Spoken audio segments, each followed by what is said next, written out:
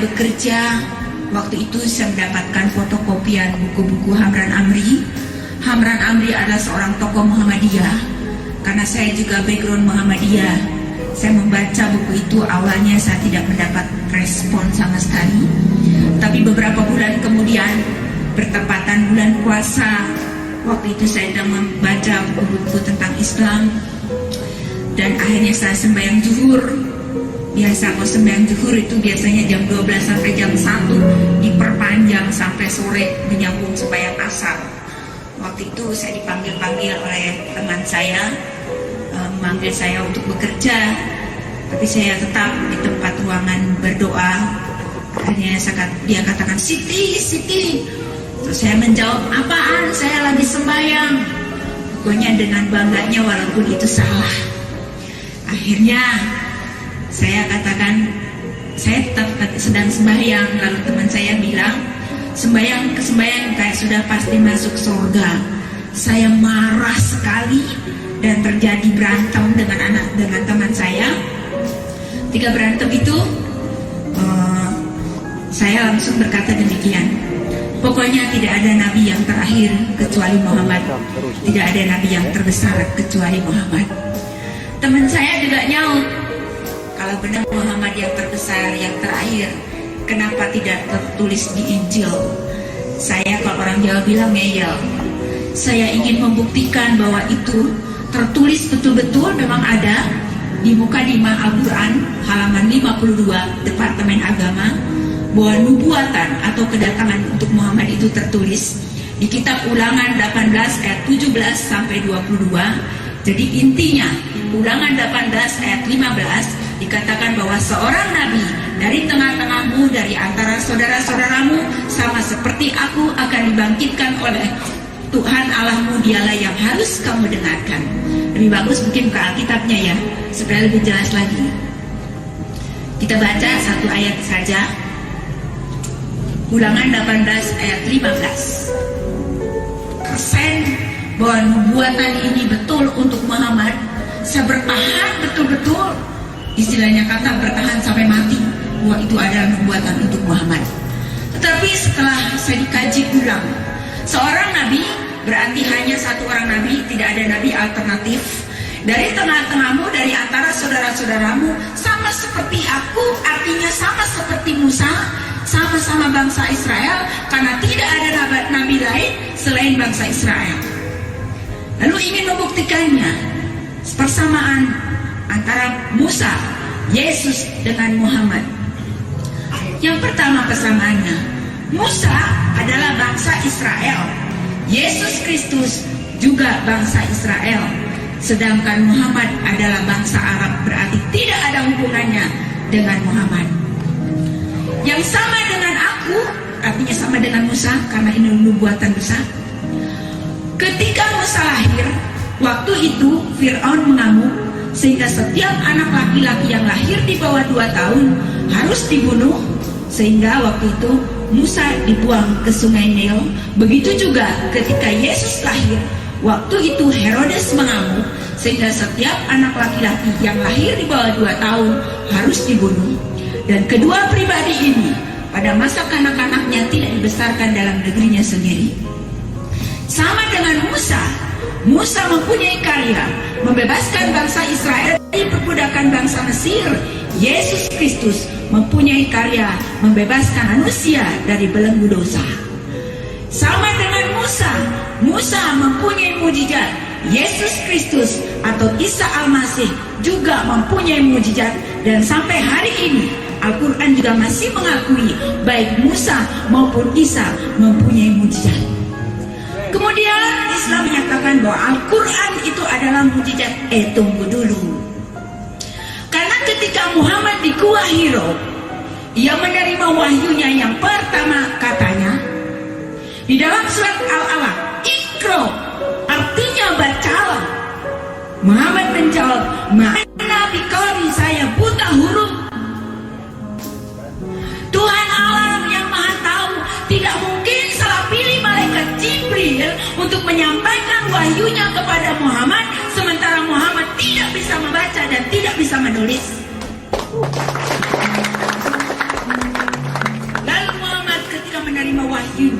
pun dalam ketakutan, dalam kebimbangan dan keraguan. Lalu Muhammad pulang menceritakan kepada istrinya yang bernama Siti Hadijah, kebetulan namanya sama pula dengan aku. Siti Hadijah ingin menguatkan hati suaminya. Kamu seorang suami yang baik, tidak mungkin digoda jin atau setan. Mungkin engkau akan menjadi nabi. Kalau akan sudah atau belum? Nah, kalau ciri-ciri nabi, ada nubuatannya, dinubuatkan, ternyata nubuatan bukan dia, disaksikan oleh umum, dan ada mujizatnya. Dari keempat ini tidak ada tanda-tanda kenabian untuk Muhammad. 43 Az-Zukhruf 61 bahwa watabi ummi hadza siratal mustaqim, bahwa taatlah kepadaku, inilah jalan yang lurus, mengikuti Isa Al-Masih, beri kemuliaan bagi Tuhan. Al-Quran juga menyatakan di dalam surat Quran 3 Ali Imran ayat 45 bahwa Isa Al-Masih adalah roh Allah dan firman Allah, berarti dia adalah Allah. Isa Al-Masih adalah terkemuka dunia dan akhirat, berarti dia adalah Tuhan, beri kemuliaan bagi Tuhan. Al-Quran juga menyatakan di surat Al-Ma'idah ayat 68 dikatakan bahwa hai ahli kitab, kamu tidak dipandang beragama sedikit pun kalau kamu tidak mengikuti Taurat dan Injil. Ahli kitab aja dikecam kalau tidak mengikuti Taurat dan Injil. Tetapi sekarang sudah ada tambahannya, dan Al-Quran yang disempurnakan berarti menganggap Taurat dan Injil tidak sempurna. Setelah diselidiki kenapa Al-Quran itu diturunkan, karena pada zaman dulu banyak orang Arab percaya kepada perjanjian lama dan perjanjian baru. Itulah sebabnya juga Muhammad mencetuskan suatu agama, yaitu agama baru. Tapi saya yakin dan percaya Islam memang agama, tetapi kekristenan bukan hanya sekedar agama, tetapi Yesus sendiri sebagai Tuhan dan Juru Selamat kita. Amin. Banyak kalau disaksikan semua apa yang terus di Al-Quran tidak selesai, mungkin bisa sampai pagi. Menggali kembali di ayat di Alkitab, Al-Hadis, bahwa yang akan menjadi hakim yang adil adalah Isa Al-Masih, berarti yang akan menghakimi Muhammad pun Isa Al-Masih. Itulah sebab Muhammad sendiri masih doakan, Allahumma salli ala Sayyidina Muhammad wa ala ali Sayyidina Muhammad. Artinya, selamatkanlah Muhammad dan selamatkanlah keluarga Muhammad. Berarti bagaimana dengan keselamatan Muhammad? Kalau dia aja masih doakan, bagaimana dengan saya? Waktu itu saya bergumul terus, mulai tanya sana sini. Ini saya kebingungan. Kalau tanya pendeta, pasti menurut pendeta yang benar. Kalau tanya kiai, pasti menurut kiai yang benar. Walaupun saya dengan cara sembahyang tahajud, tapi tujuan saya satu, kepada Tuhan. Tuhan, saya dalam posisi bimbang dan ragu. Saya tidak tahu siapa sebenarnya yang Allah yang harus saya sembah. Siapa sebenarnya Tuhan? Saya berdoa, berpuasa 1 tahun. Dari jam 12 malam sembahyang tahajud nyambung sampai pagi. Ya, berzikir terus sampai pagi. Doa puasa, minta petunjuk siapa sebetulnya yang benar. Lalu tepat 2 Juli 1991 saya mengambil keputusan percaya bahwa Yesus Kristus dia adalah Tuhan. Berikutnya sejak itulah saya tanggalkan semua seperangkap sembahyang. Saya berdoa sendiri, Tuhan terima kasih, Engkau yang sudah membuka hati saya, dan saya mau meresponi kasih Tuhan dengan sungguh-sungguh. Waktu itu saya diam-diam. Akhirnya gengsi sih masih ada. Saya mulai pinjam Alkitab kepada teman saya yang tadi musuhan.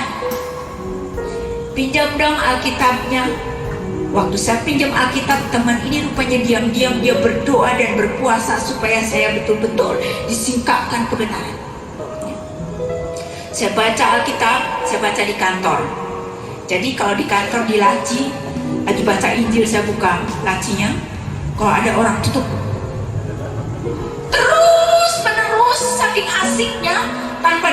sebelah saya ini kaca, tembus ke ruangan sekretaris. Sekretaris instruksikan semua office boy untuk mengawasi di jendela-jendela ngintip. Memang saya sedang baca Injil. Akhirnya ke suami saya, jadi di rumah diawasin. Karena apa? Karena yang biasanya saya sembahyang tahajud bukan lagi sembahyang tahajud, tetapi saya sudah baca Alkitab. Saya baca. Jadi kalau pagi mau kerja, saya bilang sama suami saya, "Pak, duluan masuk mobil." Karena apa? Di tas saya ada Injil. Tapi suami saya udah curiga, udah masuk mobil mundur lagi, "Buka tasmu." Saya buka, apa isinya? Injil. Ketika dengar Injil itu, langsung Alkitab itu dia ambil, dia tamparin ke muka saya. Langsung saya dibanting, diinjak-injak dan diancam akan dibunuh kalau saya sampai jadi orang Kristen. Semua keluarga saya ditelepon, dan seketika itu juga semua keluarga berdatangan ke rumah saya. Terus terjadi suatu argumentasi dengan keluarga. Keluarga makin panas dan penuh ancaman. Saya pikir itu ancaman biasa. Ternyata apa yang diancamkan itu jadi kenyataan. Lalu panggilah tokoh-tokoh ulama di sekitar rumah.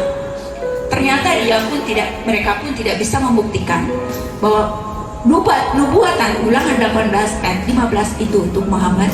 Tapi keluarga saya gengsi dong. Keluarga saya punya banyak murid, malu.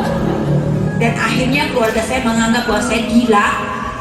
Dan apa yang terjadi, baik keluarga saya dan suami saya datang ke kantor rame-rame, minta supaya saya dipecat karena saya jadi Kristen. Apalagi dengan alasan dia gila. Bayangkanlah kalau gila nggak jadi dokter saya sekarang. Waktu itu saya dibilang gila. Waktu itu hanya dirumahkan, tapi saya dapat gaji karena tidak ada alasan masa jadi Kristen dipecat. Gak ada alasan apa-apa, saya dapat gaji. Tapi waktu dirumahkan itu disiksa, dianiaya habis-habisan. Wah, saya betul-betul waktu itu tuh kayaknya tuh, kalau bukan karena kekuatan Tuhan saya nggak sanggup lagi. Lalu karena saya dianggap gila, dibawa ke seorang tokoh ulama yang terkenal di Jakarta. Ternyata juga praktek perdukunan juga. Rumah itu rumah kosong, harus bawa persyaratan anduk baru, semua serba baru. Lalu di sana ada bak seperti ini, kayak bak baptisan. Lalu penuh dengan bunga. Karena saya dibilang gila, saya direndam di bak itu, karena jangan sampai kemasukan roh Yesus. Direndam dengan bunga. Rambut saya dulu segini, panjang sekali. Jadi dari air bak itu diangkat, ditarik, diangkat, ditarik. Ya jelas saya teriak, "Tuhan Yesus, tolong saya!" Ketika saya berteriak nama Yesus, cambuk itu nempel di punggung saya. Cambuk itu cambuk abri loh. Sakitnya luar biasa. Sehingga air yang dalam bak itu campur darah. Kedua kalinya saya berteriak lagi, lebih keras lagi, "Tuhan Yesus, tolong saya!" Lalu dukunnya yang ketakutan, Neng, udah Neng, diam Neng, nanti kedengaran tetangga, kesempatan gue kencengin lagi."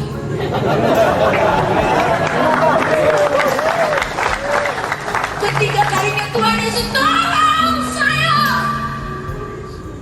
Direndam itu diangkat. Waktu diangkat itu bisa bersaksi, saya tunjuk dukun itu, "Bapak yang harus bertobat. Bapak yang melakukan suatu perbuatan syirik di hadapan Tuhan." Pulang gaplok habis. Dijawab salah, nggak dijawab salah. Lalu waktu itu dikasih minum sama dukunnya, saya muntahkan sampai darah itu pecah di bibir saya. Lalu pulang. Sampai pulang dalam bahasa kuyup, saya pikir udah selesai. Ternyata di rumah sudah ada yang tunggu lagi. Naik banding lagi keluarga saya. Dari Masjid Al-Azhar, 4 orang, 2 merekam, 2 jadi saksi. Bahkan diputuskan saya harus diajukan ke pengadilan. Waduh, kok begini urusannya? Waktu itu saya berdoa, kok begini sih Tuhan? Mengikut Tuhan kok susah amat. Waktu itu dia ancam saya, dan saya akan dibawa diarak-arak di Masjid Al-Azhar.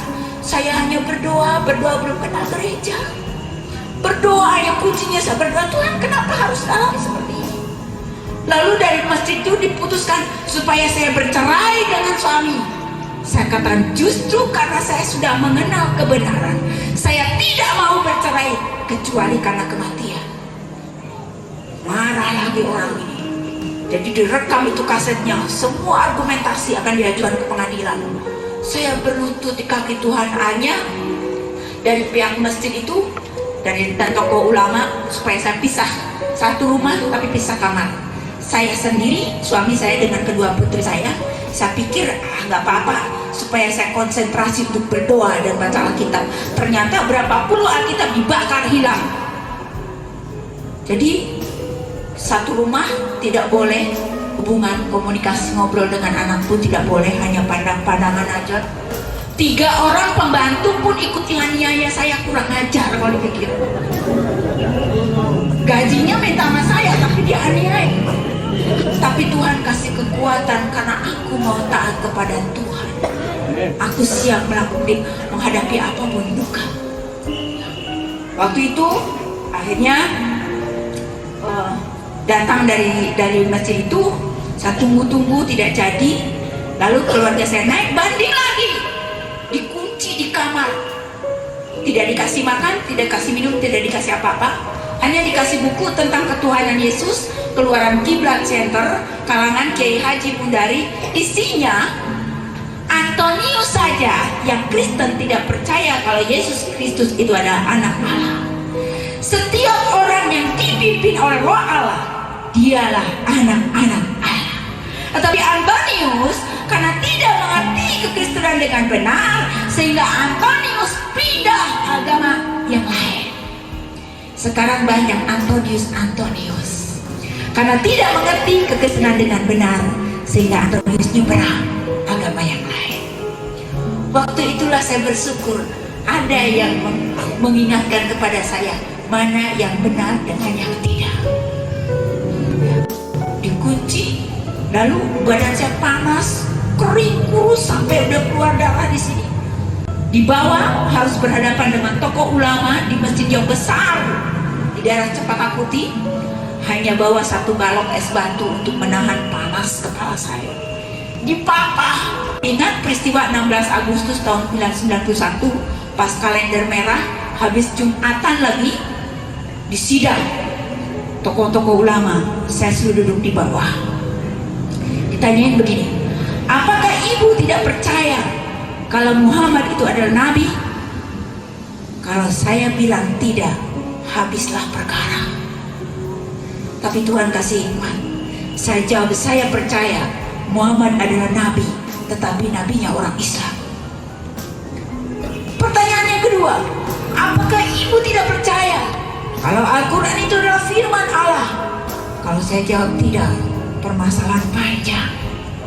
Saya menjawab, bukankah Al-Quran sendiri sudah menjawab di surat Quran Al-An'am ayat 90 bahwa Al-Quran tidak lain hanyalah peringatan. Memang itu benar. Habis itu dijawab, digaplokin, nggak dijawab juga digaplokin. Akhirnya saya bangkit. Saya katakan, saya percaya bapak-bapak di sini punya hati nurani. Seandainya bapak-bapak yang diperlakukan seperti saya, bagaimana rasanya? Hanya satu permintaan saya, kalau memang benar Ulangan 18 ayat 15 untuk Muhammad, maka sekarang juga saya akan kembali menjadi orang Islam. Tapi kalau tidak, maaf, tidak ada satupun orang yang bisa menghalang-halangi saya percaya kepada Yesus adalah Tuhan. Keluarga saya semakin gregetan melihat saya. Semua nggak berhasil, naik banding lagi. Datang dari studi perbandingan IAIN. Seminggu berturut-turut Mereka datang 4 orang. Jadi keluarga saya yang kerja semua cuti hanya untuk dengar kesaksian ini. Ternyata tidak bisa terbukti juga. Ulangan 18 ayat 15. Keluarga saya marah lagi, ngamuk lagi, naik banding semua rapat keluarga, mengancam demikian, kalau kamu tidak kembali menjadi orang Islam, seluruh harta kekayaan yang kamu miliki tidak akan lagi kamu dapatkan. Yang kedua, harus bercerai dengan suami, berpisah dengan anak-anak, putus hubungan, dan nyawa saya akan menjadi taruhannya. Coba, saya mau minta tolong siapa? Waktu itu saya diam. Waktu diam itu lemah. Iblis mulai ganggu pikiran saya. Siapa suruh kamu jadi orang Kristen? Kamu menderita kan? Kamu sakit kan? Coba kembali, maka semuanya akan beres. Benar juga. Bahkan kalau saya kembali, seluruh harta warisan itu akan diberikan kepada saya. Saya berdoa, saya diam. Waktu diam tuh bingung, gimana nih Tuhan saya jawab. Waktu diam itu tiba-tiba kakak saya gertak, jawab. Akhirnya saya sadar. Saya minta waktu untuk berdoa, masuk ke kamar. Saya menangis, Tuhan, apa yang harus saya jawab? Aku tidak tahu, Tuhan. Tolonglah saya. Tolonglah saya. Tuhan ingatkan kepada saya. Walaupun saya baru jadi orang Kristen, saya ingat dalam satu firman Tuhan. Bukankah Yesus lebih dahulu dicobai di padang gurun? Melalui makanan, melalui popularitas, melalui kekuasaan, genaplah akan di firman Tuhan terjadi dalam hidup saya. Saya berdoa, ingat firman Tuhan, Engkau Tuhan, inikah jawabannya? Saya ambil secari kertas, saya tanda tangani di atas materai, saya jawab begini, seumur hidup saya akan tetap setia, karena Yesus Kristus itu adalah Tuhan. Beri kemuliaan bagi Tuhan. Keluar dari kamar dengan tegarnya saya jawab, ini jawabannya. Kayak main sinetron ya. Lalu surat itu dibacakan sama kakak saya yang pergi haji, saya enggak. Saudara-saudara, inilah orang yang murtad, telah menyatakan bahwa ia akan tetap setia sama Yesus. Tuhan diludahi surat pernyataan itu. Lalu dia berdiri, salam kepada saya, pikir setuju kalau saya jadi Kristen.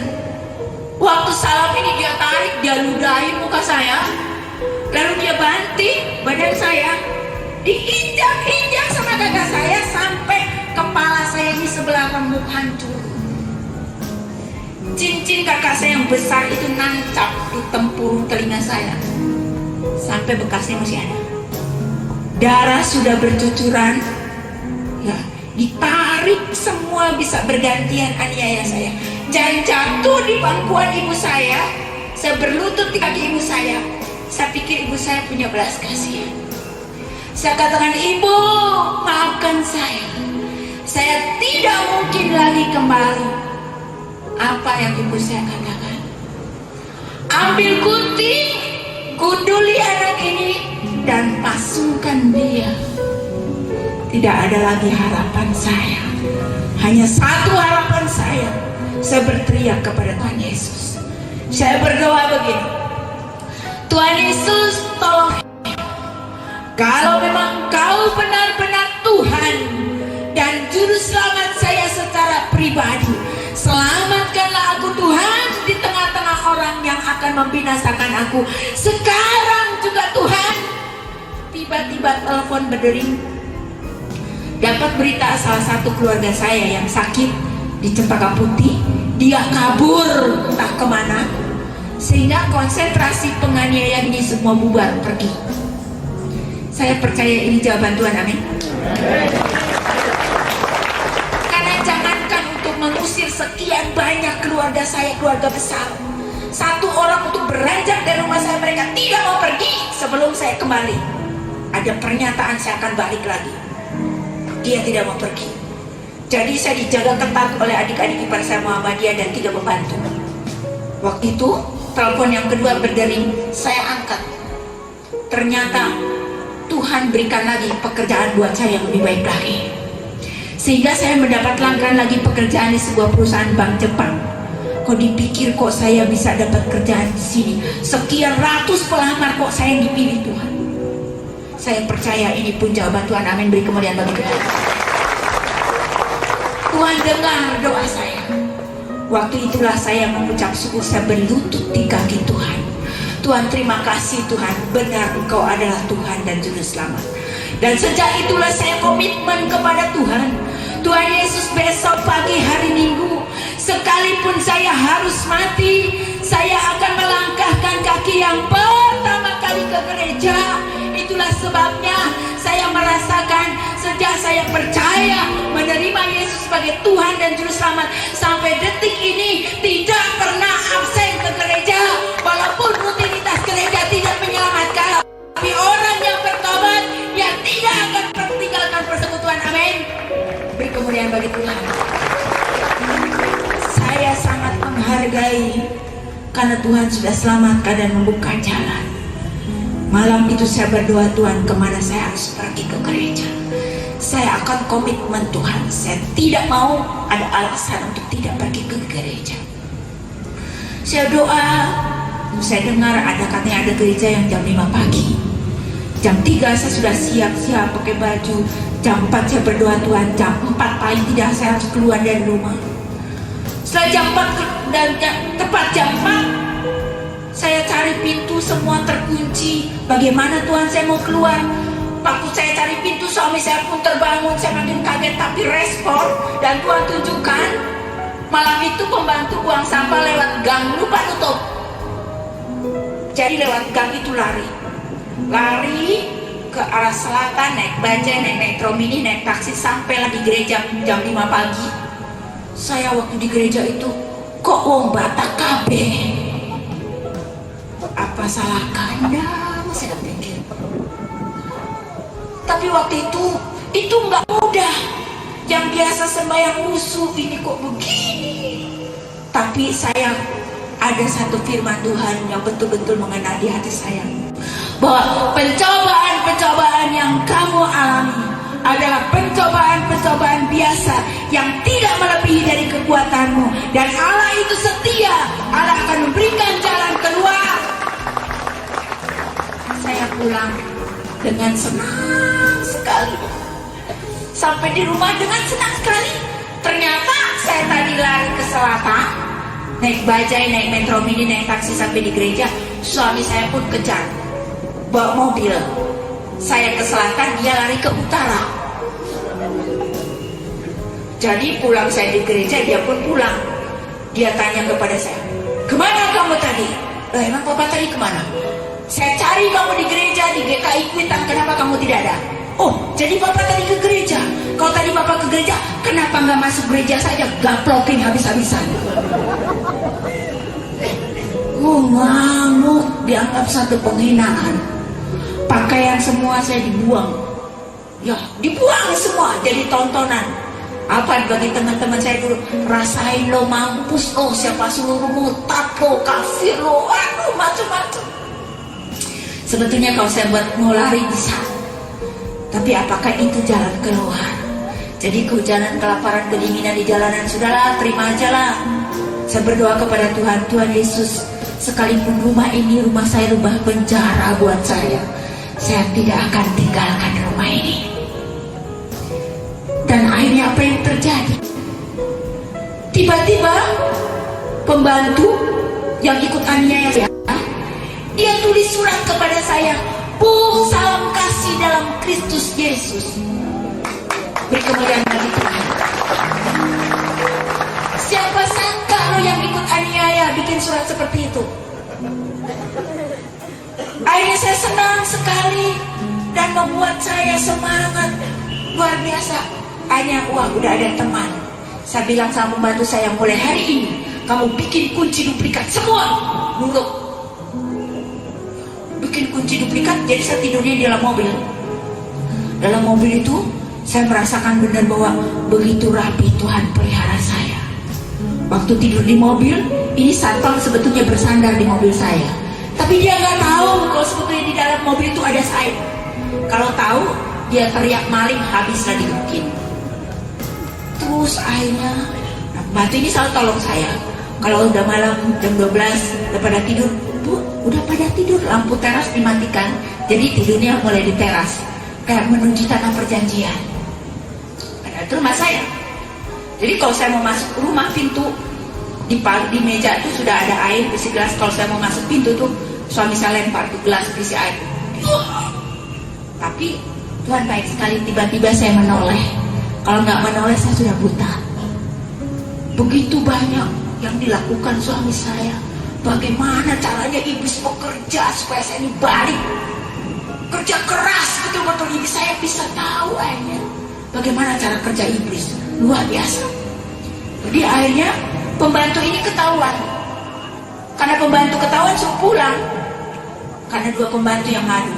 Tapi tidak membuat saya mundur. Kalau orang Jawa bilang, wis kadung aku jadi Kristen mau apa lagi gitu. Saya dibaptis tanpa sepengetahuan saya sendiri, ya mau. Akhirnya di rumah sudah terang-terangan aja. Kalau baca Alkitab ya baca, doa ya doa. Jadi kalau berdoa itu ditamparin mukanya, mulutnya sampai keluar darah. Kalau lagi baca Alkitab ini dicambuk, dicakar-cakar badan saya sampai hancur. Dan suatu saat saya sedang baca Alkitab di meja makan. Suami saya selalu ganggu. Kalau lagi baca Alkitab macam-macam aja. Akhirnya dia bilang, mana kunci mobil? Saya diam. Kedua kali, mana kunci mobil? Saya tidak tahu. Yang ketiga, mana kunci mobil? Karena saya sedang baca Alkitab, saya bilang sama suami saya, ini kunci yang bisa masuk surga, bukan kunci mobil yang bikin kamu celaka. Digaplokin habis-habisan. Meja makan itu dibalik, dia injak-injak, dia lari bawa mobil. 5 menit kemudian mobilnya tabrakan dan hancur. Pulang ke rumah digebukin lagi gara-gara ada orang Kristen, rumah ini jadi sial. Orang Kristen lagi yang disalahin. Ya, waktu itu tuh saya dikurung di kamar. Waktu saya berdoa, saya sadar pintu kamar itu digedor-gedor. Jam 12 jam doa saya, dia tahu. Saya buka, tidak ada satupun manusia yang terbangun. Entah habis gedor-gedor dia terus sembunyi lagi selimutan, saya nggak tahu. Terus pasir dan batu itu berterbangan di atas genteng. Saya lihat tidak ada hujan dan tidak ada angin. Dan apa yang dilakukan suami saya? Karena tidak mempan juga, dia mulai meracuni saya lewat minuman, meracuni saya lewat makanan, lewat pakaian. Di pakaian itu ada kayak serbuk kayu banyak sekali. Begitu dibuka lemari, baunya luar biasa. Saya hanya berdoa, Tuhan Yesus tolong, dalam nama Yesus. Di bawah kasur dipasang sepasang keris kecil, saya bakar, baunya luar biasa, dalam nama Yesus. Dan akhirnya Tuhan tunjukkan di mana suami saya kirimkan kuasa-kuasa kegelapan dari berbagai macam. Dan saya yakin dan percaya. Saya waktu itu merasa lelah sampai maaf kata saya tidur di WC. Tapi saya yakin dan percaya bahwa roh Allah lebih besar daripada roh yang ada dalam dunia ini. Tuhan tunjukkan di mana kuasa-kuasa kegelapan diracunin. Dan apa yang terjadi? Suami saya mengekspos saya gila. Suami saya betul jadi gila. Tangannya lumpuh, tidak bisa berbuat apa-apa. Dan yang keluar dari mulutnya, maaf kata, Yesus anjing, Yesus babi, Yesus tai. Saya semakin berlutut di kaki Tuhan. Tuhan, kenapa aku jadi Kristen? Apakah aku berdosa, Tuhan? Kenapa suami saya menjadi seperti ini? Semua keluarga saya menyalahkan saya karena gara-gara kamu jadi Kristen. Dan akhirnya waktu itu suami saya dimasukkan di pondok pesantren tanpa sepengetahuan saya. Akhirnya saya bilang sama supir pribadi saya, Pak, masa saya istrinya tidak boleh tahu di mana suami saya tinggal? Akhirnya supir pribadi itu yang beritahu saya. Lalu saya bawa mobil sendiri, saya bawa suami saya ketemu di pondok pesantren Tol Jati Bening. Saya bawa ke rumah sakit Karoles. Sampai di rumah sakit Karoles, pikir suami saya sembuh mau bertobat. Enggak juga, makin jadi. Betul, bahkan suami saya mengancam, kalau kamu tidak kembali, maka suami saya akan menikah dengan guru ngaji anak saya. Apa iya Tuhan? Di sini emang muter, tapi di sini tenang, tenang, tenang. Ya, sambil ngaji itu datang ke rumah nggak tahu diri juga nih orang. Buka puasa sahur bersama rame-rame, apa ada yang nawarin makan buka puasa? Enggak ada. Tapi saya terus berdoa dan berdoa. Satu ketika ponakan saya pergi haji, yaitu ratib pengucapan syukur. Malam itu kedengaran suara ngorok. Siapa? Saya nggak pernah dengar suara ngorok seperti ini. Saya intip di angin-angin. Ternyata suami saya sudah anfal. Anak saya 2 putri cuma nonton. Saya bilang, "Nggak, buka pintunya, buka." Anak saya nggak berani buka karena memang tidak boleh untuk komunikasi dengan saya pun tidak bisa. Jadi pintu itu saya dobrak, saya berdoa, "Tuhan Yesus tolong saya." Adik ipar dari Muhammadiyah datang serbu saya, "Pergi kamu, ini bukan suamimu lagi." Saya bilang, "Ini suami saya. Kalau kamu mau berdoa dengan saya, ayo kita berdoa. Kalau enggak, kamu berdoa sendiri." Dan apa yang terjadi? Pertolongan Tuhan tidak pernah terlambat. Datanglah seorang ibu bawa mobil menawarkan diri, mau nggak suaminya bawa ke rumah sakit dengan senang hati. Itu pun bertentangan karena keluarga saya jangan sampai dibawa ke rumah sakit yang berbau Kristen. Saya bawa langsung ke rumah sakit Carolus. Peristiwa itu 15 Mei tahun 92, hari Jumat. Lalu 17 Mei 92 bertepatan dengan hari Minggu, karena saya tetap akan komitmen untuk tetap akan pergi ke gereja. Jam 3 saya sudah berdoa terus buat suami saya, dan jam 4 saya akan meninggalkan suami saya pamitan. Saya katakan, "Pak, saya akan pergi ke gereja." Adik ipar saya marah, "Udah tahu suaminya dalam kondisi kritis seperti ini, lo mau pergi juga?" Emang perempuan gak tahu diri. Tapi saya berdoa, saya pegang tangan suami saya. Waktu pegang itu nggak biasanya. Dia mau pegang jabatan tangan dengan saya, biasanya nggak mau. Di rumah kalau kesentuh aja dibilang amit-amit. Ya. Tapi waktu itu kenapa? Tuhan, apa maksudnya tidak bisa lepas dengan tangan saya? Lalu ipar saya dari Muhammadiyah berteriak Allahu Akbar dengan 2 kalimat syahadat sebelah kiri. Saya berteriak di telinga suami saya sebelah kanan, "Maukah kau terima Tuhan Yesus? Maukah kau percaya kepada Yesus? Karena Dia adalah satu-satunya Tuhan dan Juru Selamatmu secara pribadi." Suami saya tidak bisa berkata apa-apa. Dia hanya meneteskan air mata. Dan 1 jam dia tidak bisa lepas tangan saya. Dan akhirnya suami saya menghembuskan nafas yang terakhir. Ketika suami saya meninggal, saya tidak tahu lagi apa yang harus saya perbuat. Saya hanya menangis, membuka jendela rumah sakit Carolus menatap timur. Tuhan, saya tidak tahu lagi apa yang harus saya lakukan. Kalau saya lari, mungkinkah saya akan dikejar? Kalau pulang, mungkinkah saya akan mati? Akhirnya Tuhan memberikan hikmat kepada saya, mengingatkan kepada saya, ketika saya mengambil keputusan untuk percaya dan menerima Yesus adalah Tuhan. Waktu itu Tuhan berikan mimpi kepada saya. Dalam mimpi itu, dalam satu pengadilan keluarga, ada salib emas yang begitu besar sekali. Saya menatap salib itu ke arah timur. Saya baru mengerti apa arti salib yang sebenarnya. Salib mengingatkan karena dosa saya Yesus disalibkan. Salib juga yang memberikan kekuatan dalam hidup saya. Akhirnya saya berlutut dan berdoa.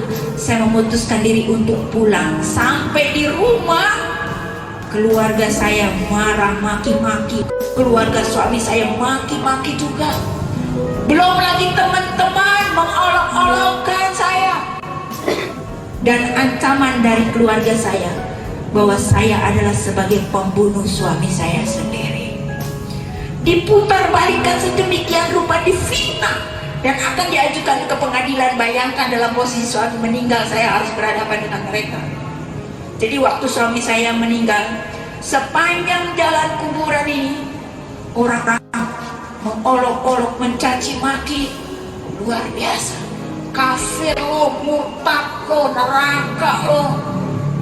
Sampai di kuburan, pas suami saya masukkan kuburan, kedua putri saya kiri kanan. Anak saya bilang, "Mama, kenapa orang-orang begini seperti Mama?" Saya katakan kepada kedua putri saya, "Anakku, suatu ketika kalau kamu percaya kepada Tuhan Yesus, mungkin kamu akan seperti Mama." Kata-kata itulah yang saya berikan kepada kedua putri saya.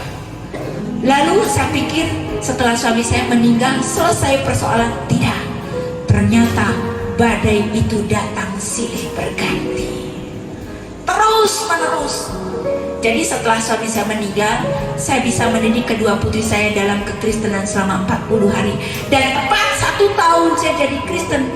Karena kerinduannya menggebu-gebu untuk memberitakan Injil, saya pergi menginjil, bergabung dengan sebuah yayasan penginjilan. Dan waktu itu saya bersaksi di dalam satu acara kebaktian Padang di lapangan. Saya katakan, hari ini saya 1 tahun jadi Kristen. Sudilah kiranya teman-teman untuk datang dan berdoa ke rumah saya. Dan akhirnya memang setuju. Kira-kira 40-60 orang pergi datang ke rumah saya.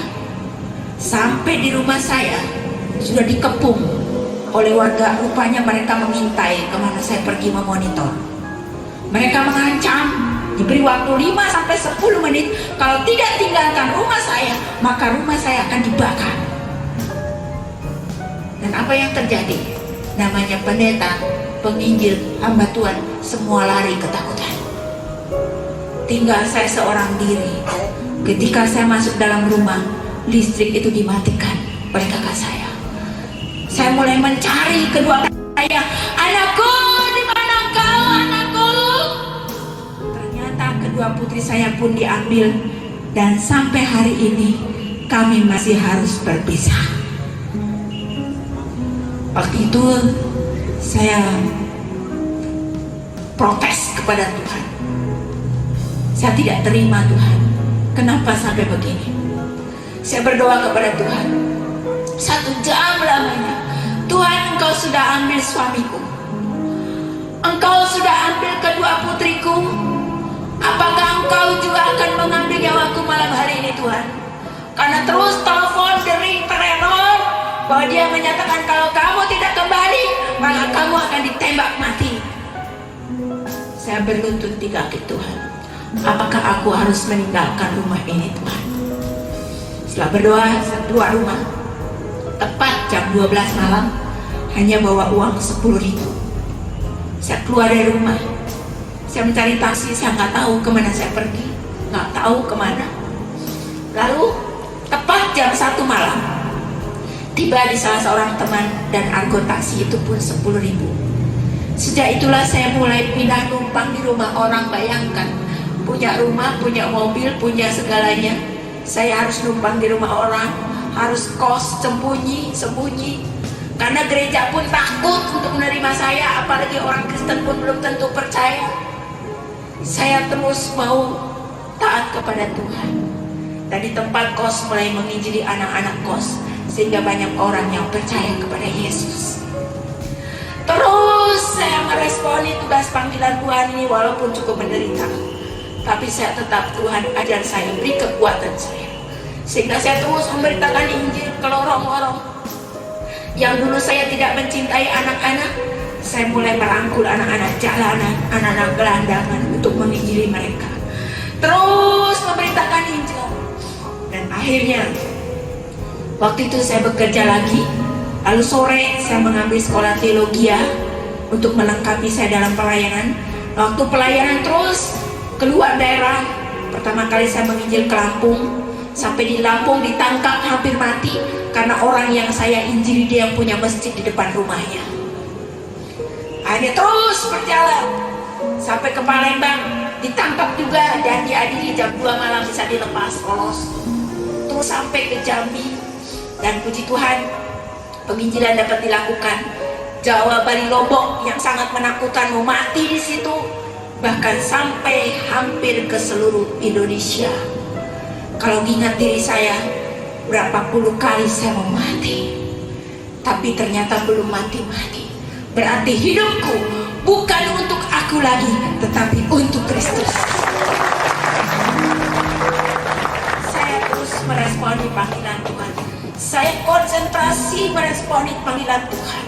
Saya berpisah dengan anak-anak, saya berpisah dengan harta. Saya anggap itu semua tutup mata.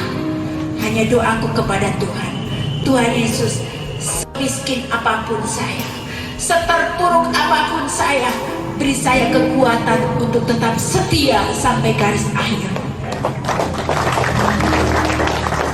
Terus akhirnya tahun 99 saya menyelesaikan sarjana teologi.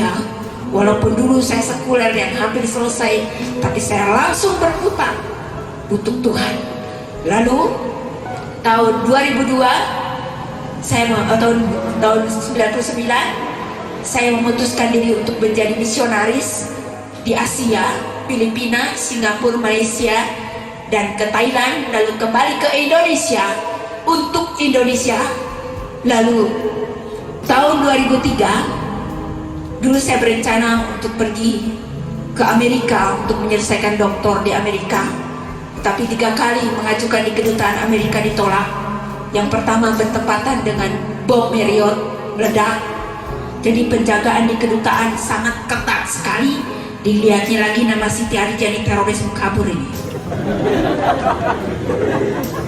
Semangat saya waktu itu saya luluh, sementara saya habis berkhotbah, bersyukurlah selalu, ini mengena di hati saya. Jadi yang kedua kan dipanggil lagi oleh kedutaan, saya doanya berubah. Tuhan, ajarlah saya mengucap syukur ketika saya ditolak. Ternyata ditolak lagi. Ketiga kalinya dipanggil lagi.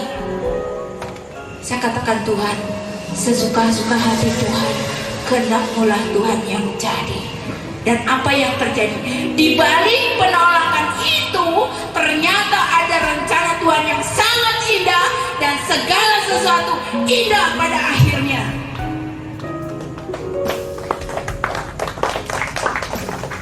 Tuhan kirim orang yang tidak pernah berjanji untuk mensponsori saya, sehingga saya dapat menyelesaikan studi sampai S3 di Indonesia. Itu yang pertama keuntungannya di balik penolakan. Yang kedua, Tuhan izinkan bertemu dengan kedua putri saya. Beri kemudian ambil kedua. Putri saya yang pertama sudah sarjana bahasa Inggris. Putri saya yang kedua 1 semester lagi sarjana psikologi. Saya tidak pernah membiayai anak saya. Semua Tuhan pelihara dengan baik. Dan anehnya, pertemuan saya sampai sekarang dengan anak saya itu belum diketahui oleh keluarga. Ujung-ujungnya apa? Anak saya pun sudah tiap minggu ke gereja. Belum diketahui kedua belah pihak. Luar biasa Tuhan Yesus ini.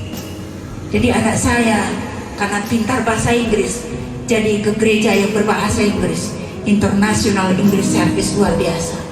Saya katakan, Tuhan, sungguh benar janji-Mu Tuhan digenapi. Tatkala saya taat dan setia, Tuhan lebih lagi setia kepada saya. Dan segala sesuatu indah pada akhirnya. Lalu di balik penolakan itu, rencana Tuhan apa yang terjadi? Tuhan izinkan dengan ibu saya. Dan saya yakin dan percaya, detik-detik terakhir ibu saya, dia terima Yesus sebagai Tuhan dan Juru Selamat. Walaupun pada akhirnya ibu saya meninggal, tapi Injil sudah diberitakan kepada ibu saya.